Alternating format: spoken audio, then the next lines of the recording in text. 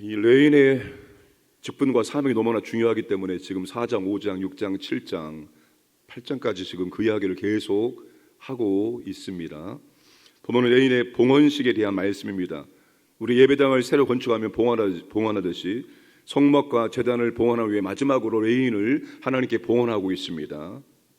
자, 왜 하나님께서 레인을 선택하여 봉사하게 했는지를 지금 굉장히 길게 설명해주고 반복적으로 설명해주고 있습니다. 16절, 17절, 18절에서 그 말씀하고 있습니다. 하나님께서 애굽의 마지막 재앙이 장자 재앙입니다. 짐승에서부터 사람까지 장자를 전부 다 죽일 때 이스라엘 백성들은 임방과 문설주에 피를 바름으로 하나님께서 지나가십니다. 죽음의 사자가 지나갔습니다. 그래서 유월절이 만들어지게 된 것입니다. 하나님께서 이스라엘 장자를 살려주셨기 때문에 장자는 전부 다 하나님께 바쳐야 됩니다. 그런데 하나님께서 누구를 대신 받으십니까? 레인들을 그들 대신 받으신다는 것입니다. 16절 말씀 보시면 이스라엘 자손 중 모든 초태생 곧 모든 처음 난 자 대신 내가 그들을 취하였나니. 18절 말씀 보시면 이러므로 내가 이스라엘 자손 중 모든 처음 태어난 자 대신 레위인들을 취하였다. 장자 대신 내가 레위인을 취하였다라고 말씀을 거듭 반복하고 있습니다. 여기에서 중요한 것이 이것입니다. 여러분, 이스라엘 백성들은 다 하나님의 것입니다. 하나님의 소유입니다. 그러면 전부 그들이 성막에서 하나님을 섬겨야 됩니다. 그런데 하나님은 이스라엘 백성을 대신해서 레인이 섬기도록 하셨습니다. 하나님은 레인의 섬김을 통해서 이스라엘 백성 전체의 섬김으로 인정해 주시겠다는 것입니다. 이스라엘은 레인이라는 일부를 드렸지만 하나님은 이스라엘 전체를 받으신 것으로 인정해 주시겠다는 것입니다. 이게 바로 하나님의 은혜입니다. 하나님은 우리의 일부를 받으시고 우리의 전체를 받으신 것처럼 여겨 주시겠다는 것입니다. 다 하나님의 것이죠. 우리의 것이 어디 있습니까, 여러분? 생명이 여러분의 것입니까? 물질이 여러분의 것입니까? 시간이 여러분의 것입니까? 모든 것은 다 하나님의 것입니다. 하나님의 은혜로 우리에게 주어진 것인데 하나님이 우리에게 은혜로 주신 것 가운데 일부를 우리가 하나님께 드리면 하나님은 우리의 전부를 받으신 것처럼 여겨 주신다는 것입니다. 시간의 일부를 드리며 하나님은 우리의 시간 전체를 받으신 것이고 물질의 일부를 드리며 하나님은 우리의 물질을 전부 다 받으신 것으로 여겨 주십니다. 우리가 섬김의 일부를 드리면 하나님은 우리의 섬김 전체를 받으신 것으로 여겨 주신다는 것입니다. 하나님의 계소법은 굉장히 은혜롭습니다. 우리는 우리의 작은 것을 드렸을 뿐인데 하나님은 마치 우리의 전부를 받은 것처럼 인정해 주시겠다는 것입니다. 그러니까 여러분, 하나님께 일부를 드릴 수 있어야 됩니다. 이거 저는 시간이 없어요. 저는 물질이 없어요. 저는 이것 때문에 안 돼요. 저것 때문에 안 돼요. 하나님이 언제 우리의 전부, 우리의 시간 전부, 물질 전부, 하나님은 그렇게 하지 않으십니다.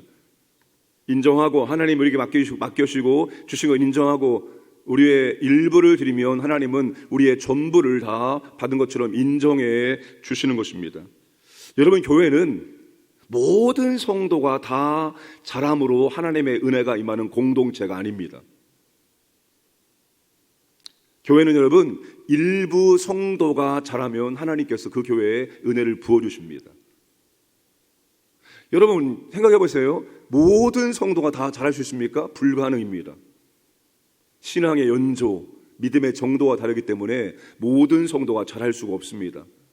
어떤 분은 잘하지만 어떤 분은 조금 버겁고 힘들고 어떤 분은 못할 수 있습니다.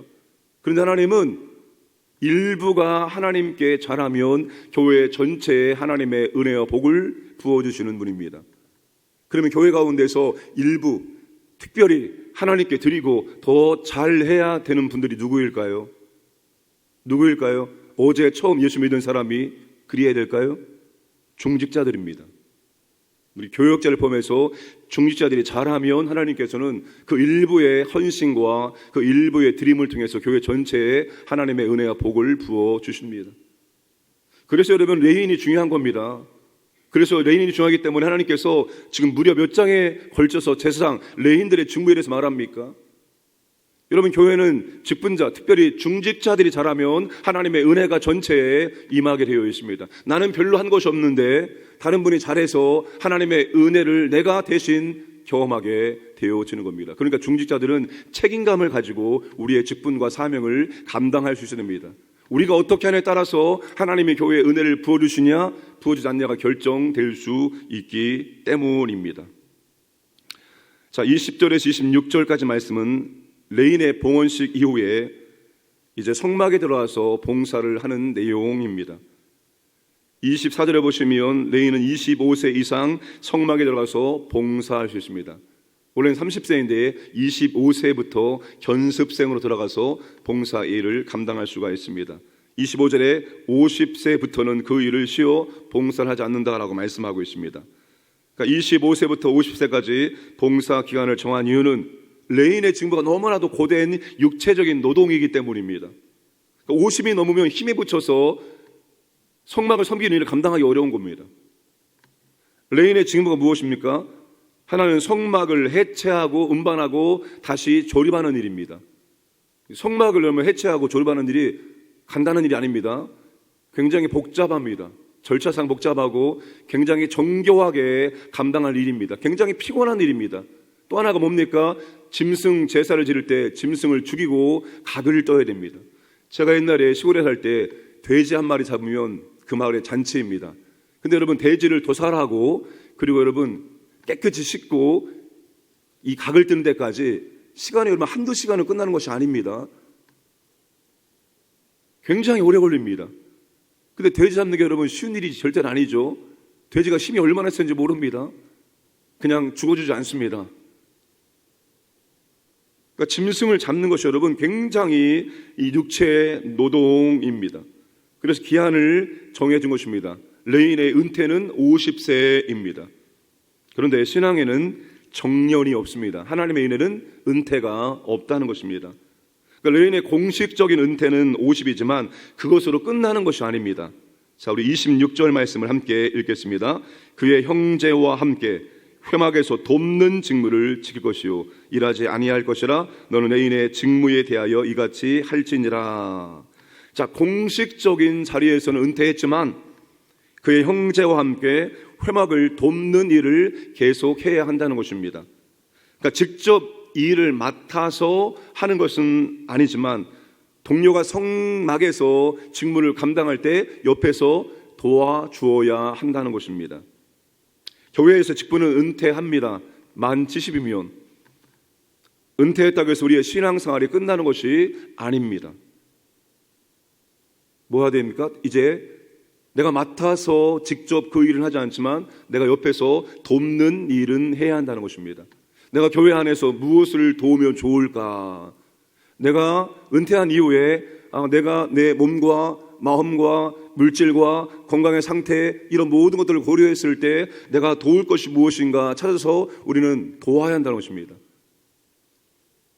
기도도 여러분 돕는 것입니다. 기도 사역이 얼마나 중요하고 또 힘듭니까? 기도 사역을 돕는 것입니다. 물질의 후원을 통해서 내가 돕는 것입니다. 뭐라도 내가 할 수 있는 뭐라도 나는 돕는 사역을 끝까지 감당해 나아가야 한다는 것입니다. 그래서 여러분, 우리는 직분 은퇴가 있을지라도 하나님의 일은, 봉사일은 절대로 은퇴가 없다. 죽을 때까지 우리는 해야 될 일을 찾아서 돕는 일을 감당해 나가야 한다는 사실입니다. 20절과 22절 말씀을 보시면 뭘 말씀하고 있습니까? 레인에 대하여 모세에게 명령하신 것을 다 따라 레인에게 행하였으되. 22절 말씀 보시면 여호와께서 레인의 일에 대하여 모세에게 명령하게 하신 것을 따라 그와 같이 그들에게 행하였더라. 근데 지금 민수기 1장부터 지금까지 반복되고 있는 표현이 이겁니다. 하나님 명령하시고 그 명령에 그대로 다 순종했다입니다. 그러니까 민수기 서두는 말씀하시는 하나님, 그 말씀에 순종하시는 백성들입니다. 그 하모니, 그 조화가 있을 때 행진, 전진, 일이 진행되어지고 하나님의 은혜와 하나님의 능력과 하나님의 역사를 경험할 수 있다는 것을 말해주고 있습니다.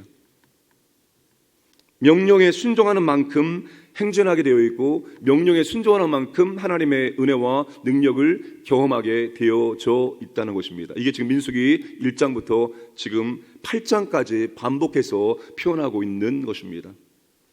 사랑하는 여러분, 순종하시기 바랍니다. 한 번의 큰 순종 절대로 할 수 없습니다. 작은 순종도 못하는데 어떻게 갑자기 큰 순종을 하루아침에 할 수 있습니까? 그런 일은 없습니다. 순종도 연습이고 훈련입니다. 내가 작은 거 순종하면서 조금 더 큰 순종, 조금 더 큰 순종, 안전히 큰 순종, 그렇게 나아가는 것입니다. 중요한 것은 내가 지금 천천히 조금씩 꾸준히 계속해서 순종하고 있는 자리에 있느냐, 그게 진짜로 중요한 것입니다. 요즘에 저는 이 말을 계속 음미합니다. 천천히, 조금씩, 꾸준히 계속 하다 보면 언젠가 되는 날이 있다. 여기에 맞는 찬양이 하나님의 열심.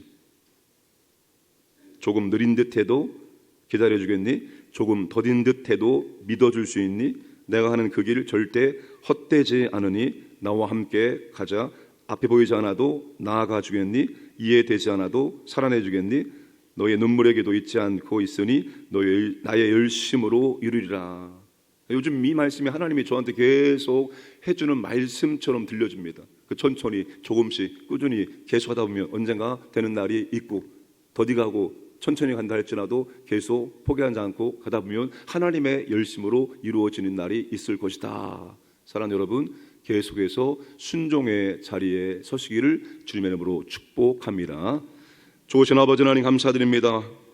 오늘 또 우리에게 생명을 허락하시고 오늘 하루의 문을 아버지의 말씀을 듣고 기도하며 열게 하심을 진심으로 감사드립니다.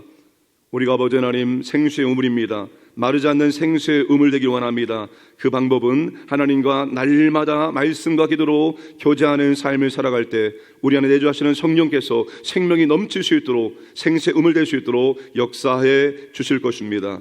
오늘도 아버지 하나님 그와 같은 은혜를 우리의 삶 가운데 허락해 주시기를 간절히 소원합니다. 아버지 하나님께서 자비와 긍휼을 베풀어 주시기를 원합니다. 이 나라 가운데 어려움 당한 이웃들에게 아버지 하나님께서 자비와 긍휼을 베풀어 주시기 원하며 이 어려움을 통해서 인생을 돌아보게 하시고 인생의 한계 깨닫게 하시고 아버지 하나님께 나올 수 있는 그런 길이 될 수 있도록 하나님 아버지 선하게 복되게 사용하여 주시기 원합니다. 오늘도 우리 광인의 모든 가족들을 직장, 사업장, 가정, 자녀들을 보호하시고 인도해 주시고 하나님의 은혜와 사랑을 경험하고 감사드리는 복된 날 될 수 있도록 이끌어 주시기 원합니다. 새벽을 깨워 기도하는 주님의 자녀들에게 우리 아버지 하나님께서 필요한 은혜와 복을 더하여 주셔서 끝까지 하나님을 섬기는 자리에 있도록 인도하여 주옵소서. 감사드리며 모든 말씀 예수님의 이름으로 기도드리옵나이다. 아멘.